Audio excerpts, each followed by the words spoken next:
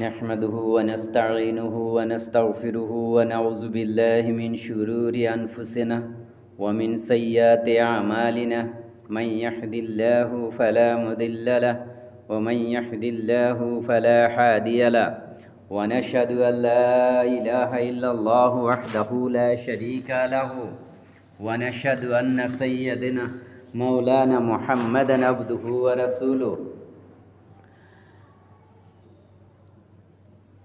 मेरो दोस्तो अजिजो, हजुरहरूले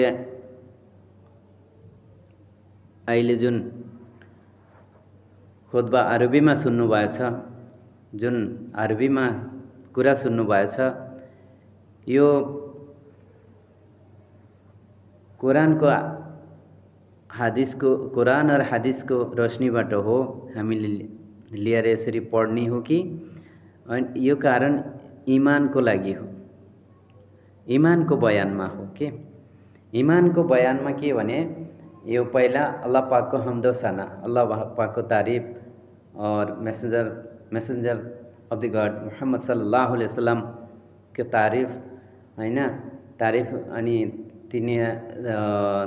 तिनको तर तरिकाको कुरा उ गर्ने बयान गर्ने कारणले यसलाई सही तरिकाले हामी अगाडि बढाएर अनि यसरी सुरुमा गर्नुपर्छ।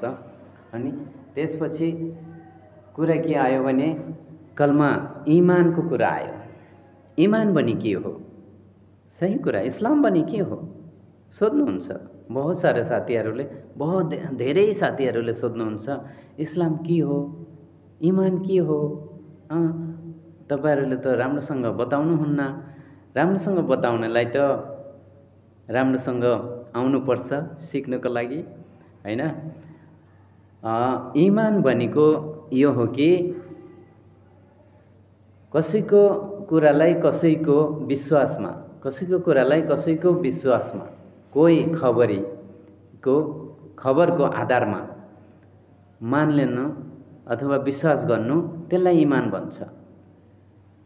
अनि अल्लाहको खबर रसूलुल्लाह सल्लल्लाहु अलैहि वसल्लमको तरिकामा अल्लाहको कुराहरू, अल्लाहले भनेको कुराहरू आफ्नो जुन मैसेंजर नबी रसूल भन्छ, नबी भनिन्छ, रसूल भनिन्छ, मैसेंजर भनिन्छ, त्यो नेपालीमा दूत भनिन्छ, देवदूत।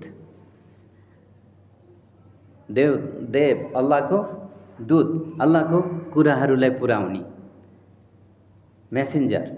रसूलको इत्तेमाद, रसूललाई विश्वास गरिएर, इत्तेमाद गरिएर, विश्वास गरिएर, यकिन गरिएर कि अल्लाहले जो यो मान्छेले जुन कुरा अल्लाहको बारेमा भनेको छ मान्नुको नाम ईमान हो। कि यो मैसेंजरले भनेको कुरा कि अल्लाह एक हो, अल्लाह खालिक हो, अल्लाहले पाल्छ, अल्लाहले खुवाउँछ, अल्लाहले सबै गराउँछ, आफ्नो हाम्रो जरुरियात सबै अल्लाहले पूरा गर्छ र अल्लाह एक हो, उनको कुनै औलाद छैन, उनको कुनै सन्तान छैन, उनको कुनै फ्यामिली छैन, वो अकेला हो हैन, उसको शरीक छैन। शरीक बन्नाले उसको पार्टनरशिप छैन, मतलब उनको कोही बराबरीमा छैन। यी कुराहरूको मान्नको नाम, यो कुराहरूलाई मान्ने भनेको ईमान हो। दिनको खास रसूलको दिनमा, दिन भनेको कुनै धर्म विशेष, जस्तो कि मुस्लिम, ईमान, इस्लाम।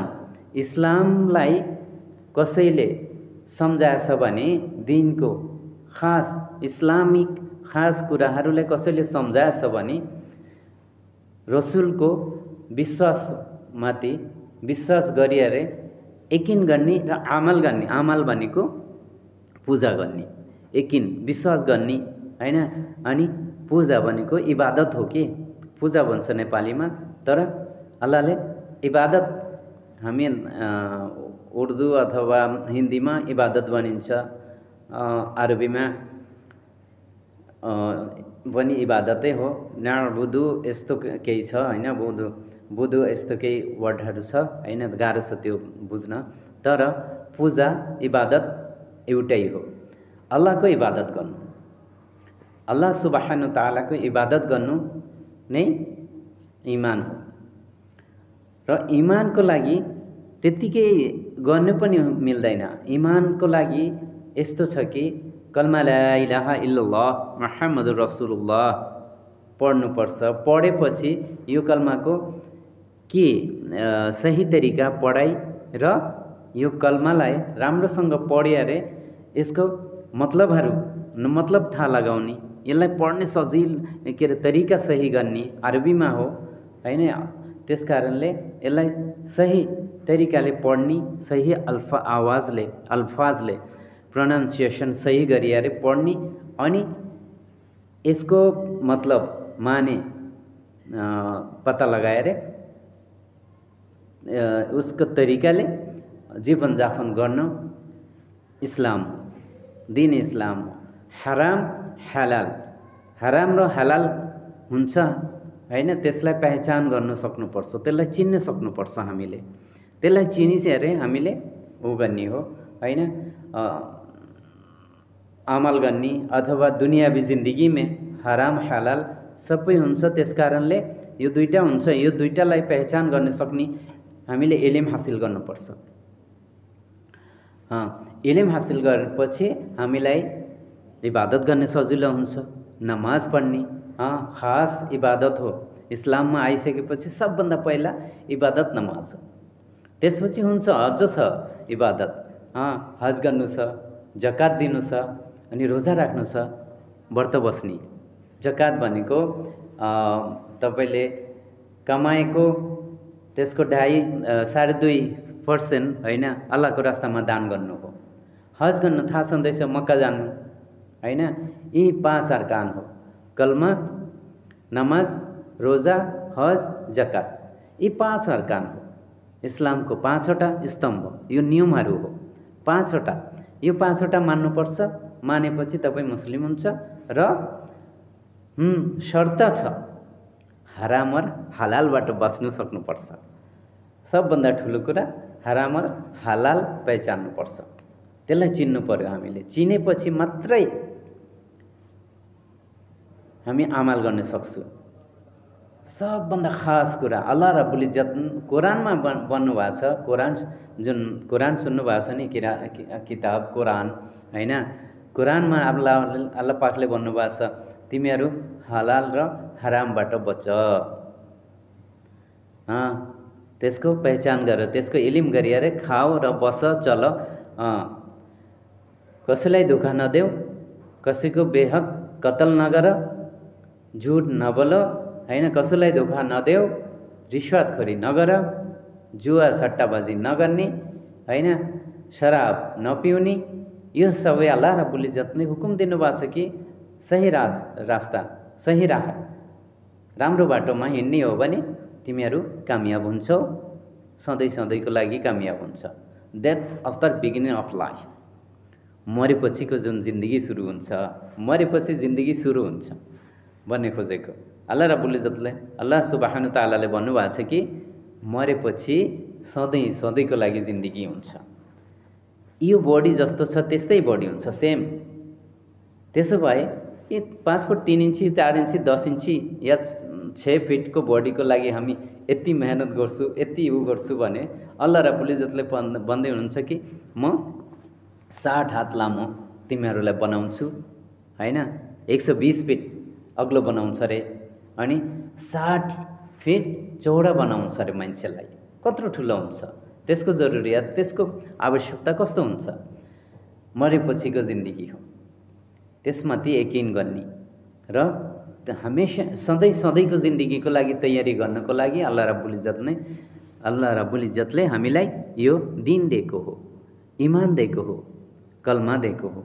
कलमा पढिसकेपछि यो सबै हामीमाथि फरज हुन्छ, हामीमाथि जरुरी हुन्छ कि हामी कलमा पढिसकेपछि कलमाको जिन्दगी कुन हो हैन, त्यसको पत्ता लगाएर, त्यसको स्टडी गरिएर, त्यसलाई इल्म हासिल गरिएर जसरी भए पनि इबादत गर्ने कोसिस गर्नुपर्छ, अल्लाहलाई राजी गर्न सक्नुपर्छ। किनकि यो त केही दिनको जिन्दगी हो, 60 या 70 वर्षको जिन्दगी हो हैन। मरेपछि त सधैँ सधैँको जिन्दगी, मरेपछि जुन जिन्दगी पाइन्छ हामीले यस दुनियाँ मर्ने त मिल्दैन, किनकि मानिस कहिले पनि सिद्धिँदैन। मानिस योभन्दा पहिले आलम यारबा अल्लाह पाकको त्यही अल्लाह पाकसँगै उहीँ हुनुहुन्थ्यो मान्छेहरू, तिनीहरूको एउटा मजमा हुन्थ्यो। जसरी यो पृथ्वीमा बास गर्ने पठाएको छ त्यसरी त्यहाँ राख्नुहुन्थ्यो। त्यहाँबाट आमा बाउको जरिया आमाको पेटमा पठायो। त्यहाँ केही दिन रह्यो होइन, 9 महिना 8 महिना 10 महिना 10 दिन जो होस् रह्यो। त्यसपछि आयो दुनियाँको पेटबाट गइसकेपछि सधैँको लागि जुन जिन्दगी सुरु हुन्छ नि, त्यसको तयारी गर्नुपर्छ। त्यसको लागि अल्लाहको हुकुम र मुहम्मद सल्लल्लाहु अलैहि वसल्लमको तरिका अपनाउनुपर्छ र सधैँ कामयाबी हुन्छ। अल्लाह पाकले हामी त्यसको लागि अहिले यो जमानामा तब्लिग जमातमा जानुपर्छ होइन, आफ्नो घरबार छोडेर होइन, अलि पैसा लिएर होइन, कपडा लत्ता आफूलाई चाहिने सामानहरू लिएर आफ्नो अल्लाहको रास्तामा निस्किने अनि दिन सिक्ने, दिन सिकेपछि इबादत गर्ने, अरूलाई पनि दावत दिने होइन। अल्लाहको बाटोमा अल्लाहको रास्तामा निस्किएर दिन सिक्न सकिन्छ। दिन सिकिसकेपछि इबादत गर्ने आसान हुन्छ, सजिलो हुन्छ। इन्शाअल्लाह कोसिस गर्नुहोस् अल्लाहको दिनको सिक्नलाई होइन। मान्छे दुनियाँमा आएको त्यसको मकसदलाई सम्झिने कोसिस गर्नु। वा आखिरी दावाना अल्हम्दुलिल्लाहि रब्बिल